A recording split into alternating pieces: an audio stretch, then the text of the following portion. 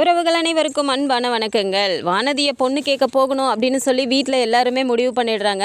So முடிவு பண்ணதுக்கப்புறமா அவங்க வீட்டுக்கு கொண்டு போக வேண்டிய எல்லாமே வந்துட்டு வாங்கணும். அப்படிங்கும்போது இப்போது சோழனும் நிலாவுமே வந்துட்டு வாங்க நம்மளே போய் வாங்கிட்டு வந்துடலாமா அப்படின்னு சோழன் கேட்குறாரு. உடனே நிலாவும் சரிங்க போய் வாங்கிட்டு வந்துடலாம் அப்படின்னு சொல்லி கிளம்புறாங்க. அப்போ சேரன் வந்து சொல்கிறாரு, பா என்னென்ன வாங்கணும்னு உனக்கு தெரியும்லப்பா அப்படிங்கிறாங்க. தெரியும்ண்ணே, பழம் எல்லாத்துலேயும் பழம் வாங்கிக்கிட்டு அதுக்கப்புறமா பூவு ஸ்வீட்டு வாங்கணும், வேறு ஏதாவது வாங்கணுமா அப்படின்னு சொல்லி கேட்குறாங்க. நடேசன் அப்படியே பார்க்குறாரு. என்ன அங்கிள் போதும்ல அப்படிங்கிறாங்க. போதுமா அதை மட்டும் வாங்கிட்டு வாமா அப்படிங்கிறாங்க. சரிங்க அங்கிள் நாங்கள் போயிட்டு வந்துடுறோம் அப்படின்னு சொல்லிட்டு இங்கேருந்து கிளம்புறாங்க. அப்போ வந்து பாண்டி கரெக்டாக வண்டியை நிப்பாட்டிட்டு உள்ளே வராரு. வந்தோடனே சோழன் பார்த்து சிரிக்கிறாரு. டேய் பாண்டி அப்படிங்கிறாங்க. என்னடா வெளில கிளம்பிட்டீங்களா அப்படிங்கிறாங்க. ஆமாண்டா உனக்காக தான் வானதி வீட்டுக்கு போகணும்ல, அதனால பூ பழம் ஸ்வீட் எல்லாமே வாங்கணும்னு சொல்லிட்டு நிலாவும் நானும் கிளம்பிட்டோம், போயிட்டு வந்துடுறோம் அப்படிங்கிறாங்க. டே ஒரு நிமிஷம்டா அப்படிங்கிறாங்க.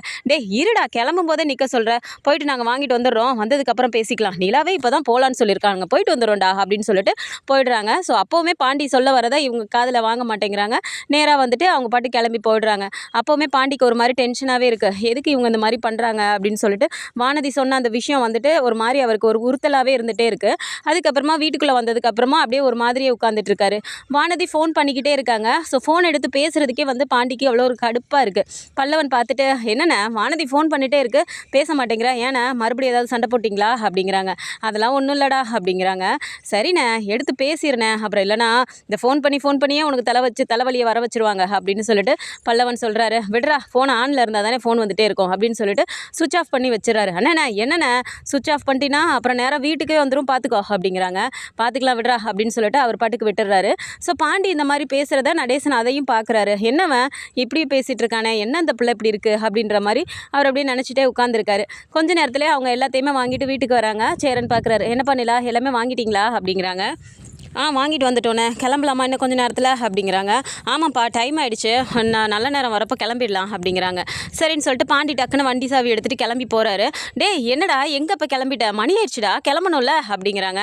இருண்ணே, கடையில் ஒருத்தர் வந்திருக்காரு, அவர் ஏதோ முக்கியமான வேலையாம், அதை நான் போனால் தான் பண்ண முடியும், கண்ணனால் ஒருத்தனால பண்ண முடியாது, நான் போய் பார்த்துட்டு வந்துடுறேன், நீங்கள் கிளம்புங்க அப்படின்னு சொல்லிட்டு அவர் பாட்டுக்கு நேராக கிளம்பி போயிடுறாரு.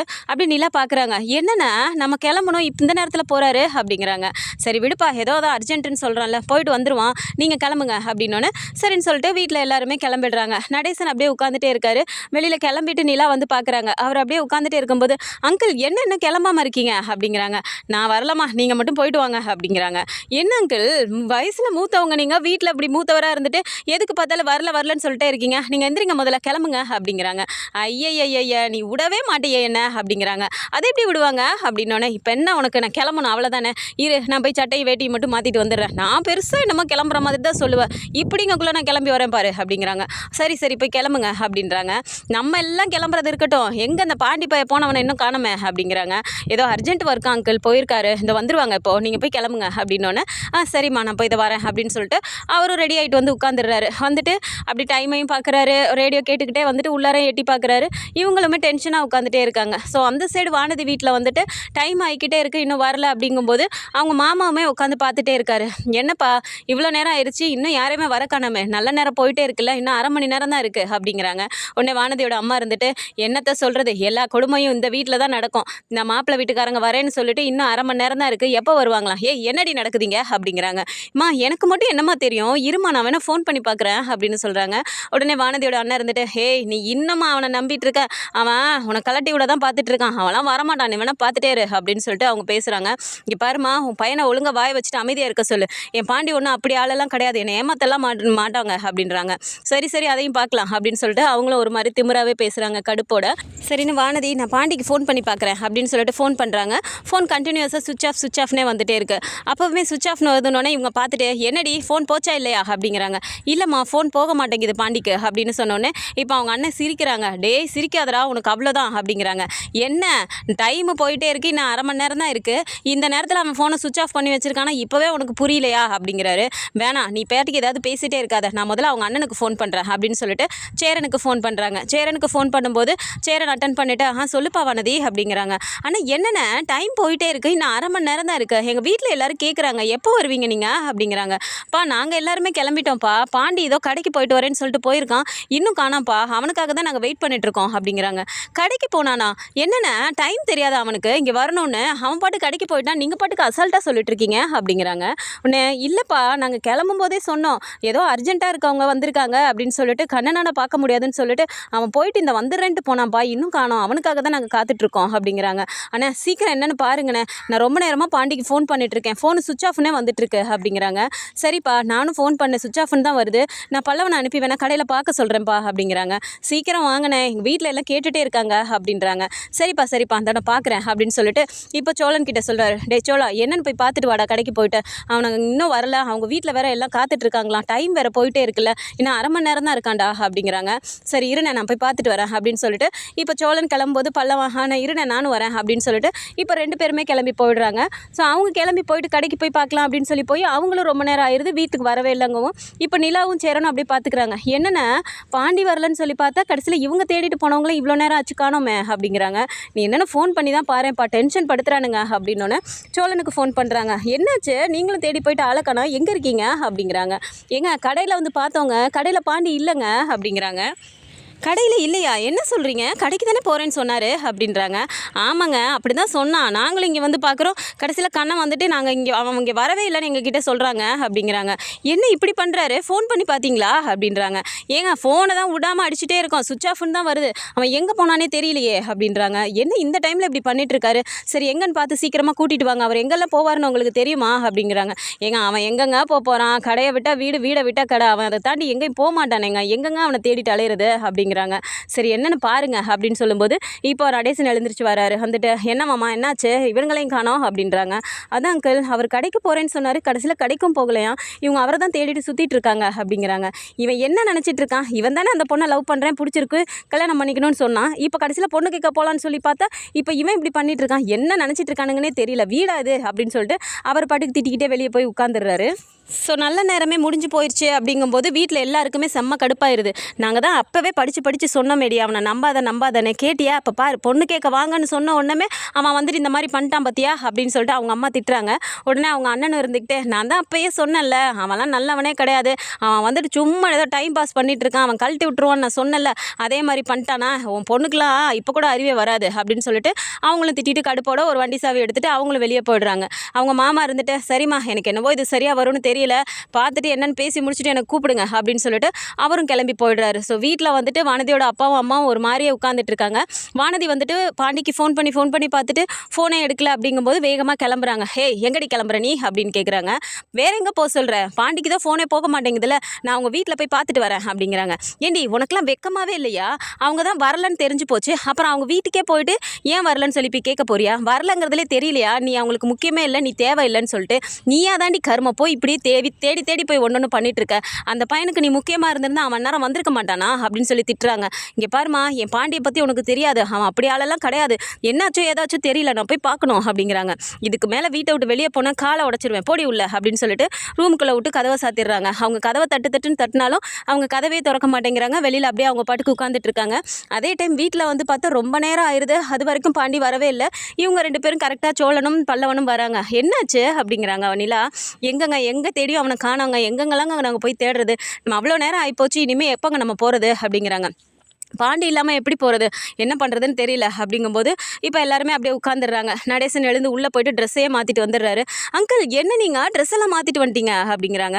ஏமா நல்ல நேரமே முடிஞ்சு போயிடுச்சு, இதுக்கு மேலே எப்போம்மா அவங்க வீட்டுக்கு போகிறது, இன்னொரு நாள் பார்த்துக்கலாம், அவன் வந்தால் முதல்ல என்ன எதுன்னு கேளுங்க, அவன் பாட்டுக்கு போய் பொண்ணு பார்க்க போகிற நேரத்தில் உட்காந்துக்கிட்டான், கேட்ட கடையிலே இல்லையா, அவன் என்ன நினச்சிட்டு இருக்கான் அப்படின்னு சொல்லிட்டு அவர் பாட்டுக்கு போய் உட்காந்துடுறாரு. ஸோ நைட் அவர் பாட்டுக்கு வராரு பாண்டி. வீட்டுக்கு வந்தோடனே பார்த்தா எல்லாருமே அப்படியே கடுப்போடு இருக்காங்க. வந்த உடனே நேராக போயிட்டு சோழன் பிடிச்சிக்கிறாங்க. டே எங்கே தாண்டா போனேன், எவ்வளோ நேரம்டா உன்னை சுற்றி தேடுறது, கடைக்கு போகிறேன்னு தானே நீ சொன்ன, நீ கடைக்கு வரலன்னு சொல்லிட்டு கண்ணா சொல்கிறான் அப்படிங்கிறாங்க. இல்லைடா நான் கடைக்கு போகலை அப்படிங்கிறாங்க. கடைக்கு போகலையா? அப்போ எங்கே போனீங்க அப்படின்னு சொல்லி நிலா கேட்குறாங்க. ஏங்க எங்கேயோ போனேன் விடுங்களேன் அப்படிங்கிறாங்க. எங்கேயோ போனீங்களா? என்ன இப்படி பேசிகிட்டு இருக்கீங்க? உங்களுக்கு தானே பொண்ணு பார்க்க போகணும்னு சொல்லிட்டு கிளம்புறோம். பிடிக்காத பொண்ணாக இருந்தாலும் சரின்னு சொல்லலாம். நீங்கள் லவ் பண்ண பொண்ணு தானே, எதுக்கு இப்படி பண்ணுறீங்க? நீங்கள் பாட்டு கிளம்பி போயிட்டு எங்கேயோ போனேன்னா எப்படி இதை கேட்டுட்டு இருக்க முடியும்? எங்களுக்குலாம் நான் வேறு வேலை இல்லை அப்படின்னு சொல்லிட்டு நிலா திட்டுறாங்க. அப்படியே சாரிங்க மன்னிச்சிருங்க அப்படிங்கிறாங்க. உடனே சேரன் வந்துட்டு, டேய் என்னடா எங்கள் எல்லாத்தையும் பார்த்தா உனக்கு எப்படி தெரியுது? நாங்கள் எல்லாம் கிளம்பி ரெடியாக உட்காந்துட்டு இருக்கோம், நீ வராமல் இருந்துட்டு இப்போ நிலா கேள்வி கேட்டால் கடைசியில் மன்னிச்சிருங்க சாரிங்கன்ட்டு இருக்க அப்படின்னு சொல்லி திட்டுறாங்க. அண்ணே கொஞ்சமாவது புரிஞ்சுக்கோண்ணே ப்ளீஸ்ண்ணே அப்படிங்கிறாங்க. நீங்கள் எதுக்கு முதல்ல வரல? ஏன் பொண்ணு பார்க்க போகணுன்னு சொல்லும்போது இப்படி அவாய்ட் பண்ணுறீங்க? என்ன நடந்துச்சு? உங்களுக்கு மானதுக்கு ஏதாவது சண்டையா அப்படின்னு சொல்லி கேட்குறாங்க. அதெல்லாம் ஒன்றும் இல்லைங்க அப்படின்றாங்க. என்னதாங்க பிரச்சனை? ஏதாவது பேசினா தானே புரியும் அப்படின்னு சொல்லும்போது இப்போ சோழன் போய் கேட்குறாரு, டே என்னடா எல்லாரும் முன்னாடி சொல்ல முடியலன்னா இங்கே வாடா தனியாக நம்மளாவது போய் தனியாக பேசலாம் அப்படிங்கிறாங்க. அதெல்லாம் ஒன்றும் இல்லடா விடுறா அப்படிங்கும்போது இப்போ அப்படியே ஒரு மாதிரி கண்ணெல்லாம் கலங்குறாரு. சேரன் டக்குன்னு போய் பிடிச்சிக்கிறாரு. ஏய் என்னடா ஆச்சு? எதுக்குடா இப்போ கண்ணெல்லாம் கலங்கிட்டு இருக்க அப்படின்னோடனே இப்போ சேரனை கட்டி பிடிச்சிட்டு அழுக ஆரம்பிச்சிடுறாரு. சேரனுக்கு ஒன்றுமே புரியல, எல்லாருக்குமே ஒரு மாதிரி ஆகுது. என்னடா ஆச்சு? ஏன்டா அப்படி அழுதுட்டு இருக்க? டேய் போய் தண்ணி எடுத்துட்டு வாடா அப்படின்னோடனே பல்லவன் தண்ணி எடுத்துகிட்டு வந்து கொடுத்தேன். இந்தடா முதல்ல தண்ணியை குடி அப்படின்னோடனே வாங்கி ஒரு செம்பு தண்ணியை கடன்னு குடிக்கிறாரு. என்னடா இவ்வளோ தாகத்தோடு இருக்க அப்படின்னோடனே ஆமாண்ணே போய் தனியாக உட்காந்துருந்தேன், தண்ணி கூட குடிக்க எனக்கு தோணலை, தண்ணி தாகமாக இருந்துச்சு அப்படிங்கிறாங்க.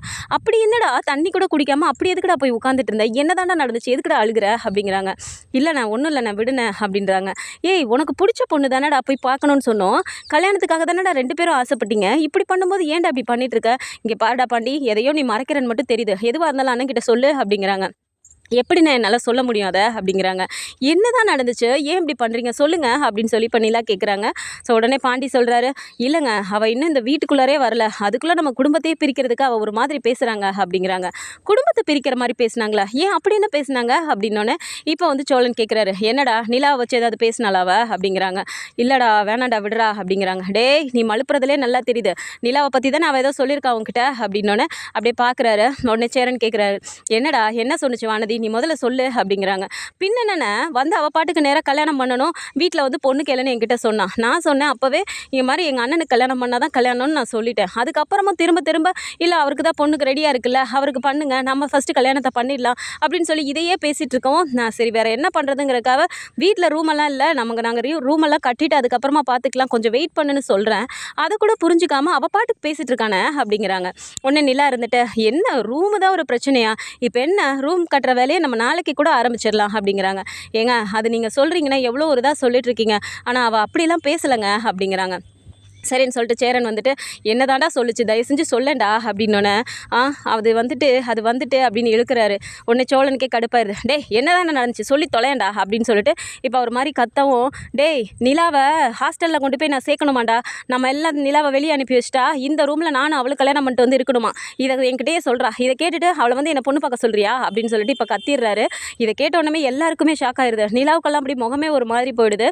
டக்குன்னு வந்துட்டு சோழன் பிடிச்சிக்கிறாரு. டேய் என்னடா சொல்கிற, நிலாவா அவள் ஹாஸ்டலில் போய் சேர்க்க சொன்னாலா அப்படின்றாங்க.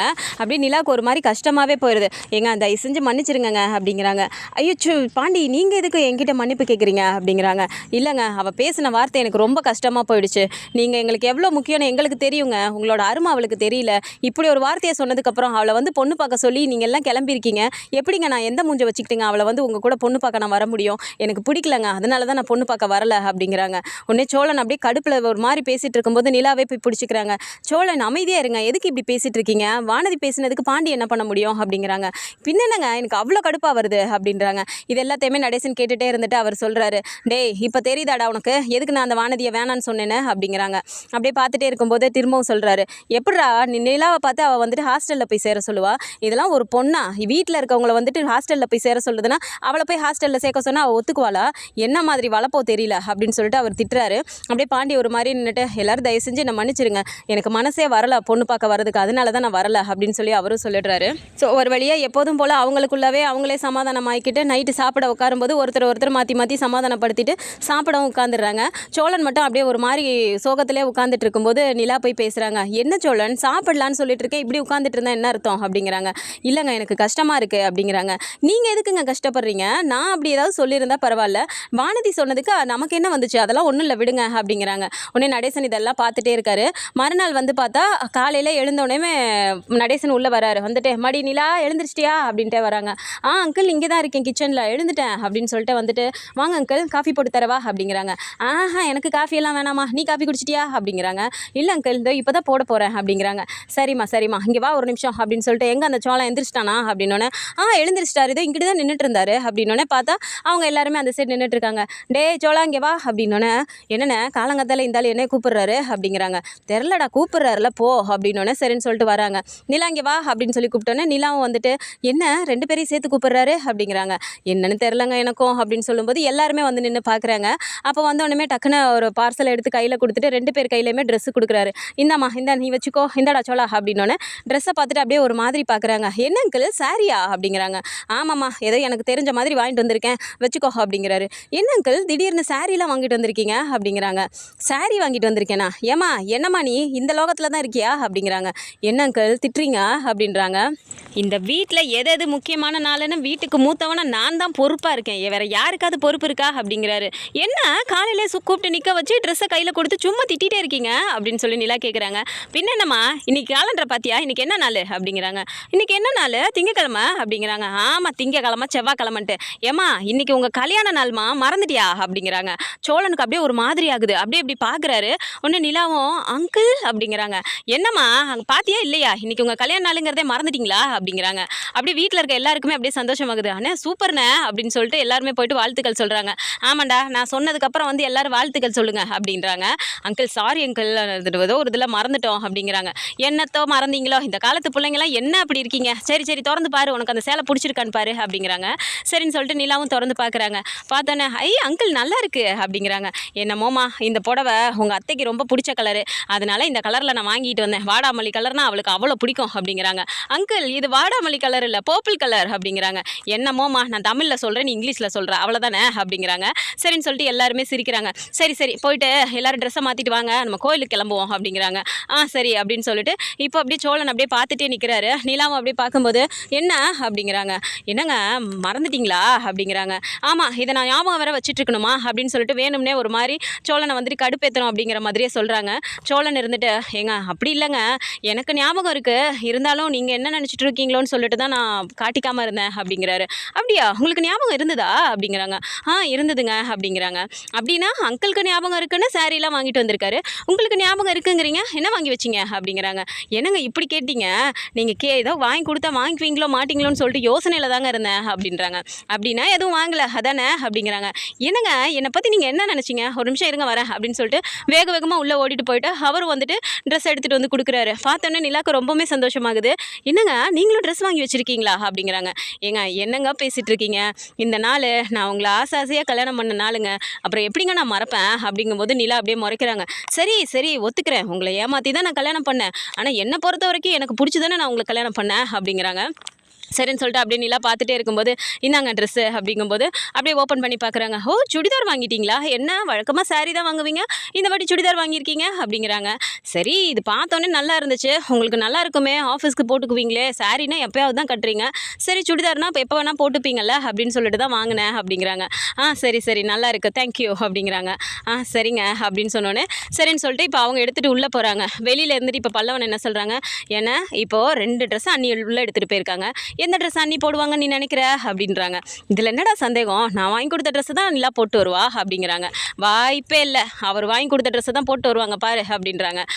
என்னடா இப்படி சொல்கிற, அதெல்லாம் கிடையாது, நிலா நான் கொடுத்த ட்ரெஸ்ஸை தான் போட்டு வருவா பாரு அப்படின்னு சொல்கிறாங்க. ஸோ புள்ளேருந்து வரும்போது பார்த்தா எப்படி வருவாங்கன்னு சொல்லிட்டு எல்லாருமே பார்த்துட்டே நிற்கிறாங்க. ஸோ வெளியில் வரும்போது நிலா வந்துட்டு சாரீ கட்டிட்டு வெளில வராங்க. பார்த்த உடனே அப்படியே ஒரு மாதிரி ஆகுது. அப்போ அப்படியே பல்லவன் பார்த்தியானே நான் சொன்னல அவர் வாங்கி கொடுத்ததான் கட்டிட்டு வந்திருக்காங்க, நீ வாங்கி கொடுத்ததெல்லாம் ஒன்றும் போடல அப்படின்னோன்னே என்னங்க சேலையை கட்டு வந்துட்டீங்க அப்படிங்கிறாங்க. இப்போ என்னென்னா பர்த்டேக்கு நீங்கள் வாங்கி கொடுத்ததெல்லாம் நான் போட்டுட்டேன்ல, இந்த வாட்டி அங்கிள் எனக்கு ஃபர்ஸ்ட் டைம் வாங்கி கொடுத்துருக்காரு, அவர் கட்டு கொடுத்ததை போடாமல் நீங்கள் வாங்கி கொடுத்ததே போட சொல்கிறீங்க அப்படிங்கிறாங்க. இருந்தாலும் போட்டாவது காட்டி இருந்திருக்கலாம்ல அப்படிங்கிறாங்க.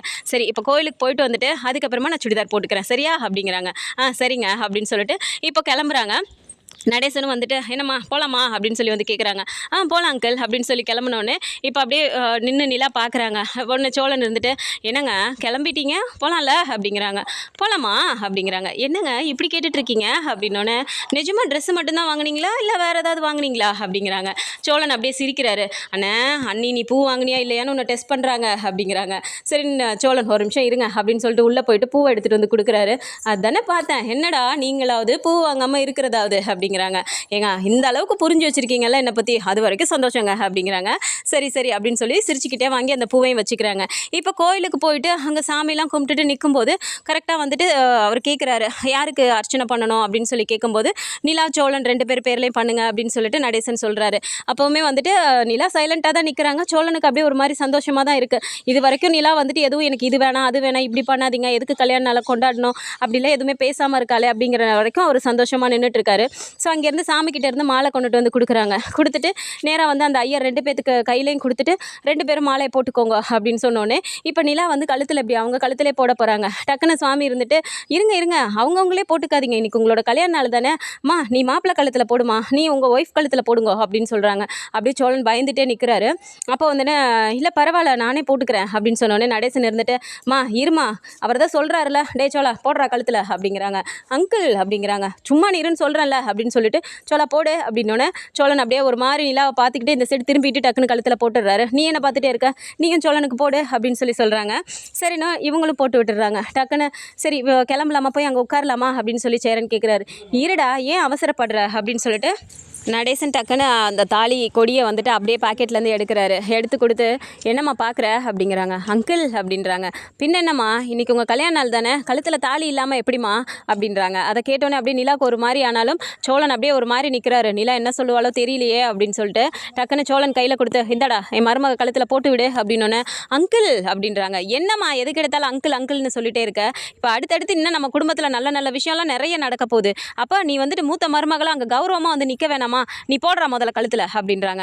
அப்படியே அவர் தயங்கிட்டே நிற்கும்போது எதுக்கிட்ட தயங்கிட்டு நிற்கிற போடுனேன் கழுத்தில் அப்படின்னோடனே அப்படியே ஒரு மாதிரி அவர் போட்ட சவுண்டுலேயே வந்துட்டு நிலா கழுத்தில் அப்படியே போட்டு விட்டுறாரு. கரெக்டாக அவங்க கழுத்தில் போடும்போது கோயிலில் அங்கே மணியும் அடிக்குது. அப்படியே அவர் சாமியும் கும்பிட்டுட்டு எல்லாமே நல்லபடியாக நடக்கணும் அப்படின்னு சொல்லிட்டு வேண்டிக்கிறாரு. ஸோ இந்த மாதிரியான கதைக்களம் வந்தால் நல்லா இருக்கும்னு நினச்சிங்கன்னா மறக்காமல் நம்மளோட சேனலை சப்ஸ்கிரைப் பண்ணிக்கோங்க. அண்ட் வீடியோ பிடிச்சிருக்கு அப்படின்னா சின்னதாக லைக்கை மட்டும் கொடுத்துருங்க. தேங்க்ஸ் ஃபார் வாட்சிங்.